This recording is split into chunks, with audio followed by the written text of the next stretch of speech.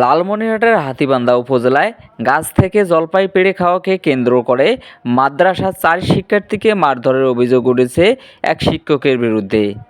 আহত শিক্ষার্থীদের হাসপাতালে ভর্তি করা হয়েছে। ঘটনাটি ঘটে হাতীবান্ধা উপজেলার সিঙ্গিমারি ইউনিয়নের বানাতিপাড়া দারুল উলুম হাফিজিয়া মাদ্রাসায়।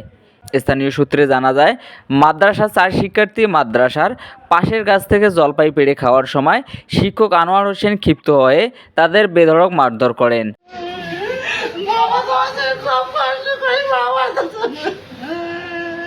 জলপাইয়ের গাছ আসলো, মাদ্রাসার জলপাইয়ের গাছ থেকে জলপাই পাচ্ছি, সেজন্য হুজুর আমাকে মারছে।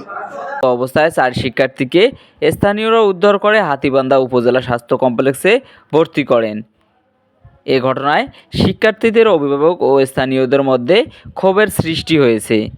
অভিযুক্ত শিক্ষক আনোয়ার হোসেনের বিষয়ে মাদ্রাসা কর্তৃপক্ষ এখনও কোনো মন্তব্য জানায়নি। ST Bangla news, Hatibandha, Lalmonirhat.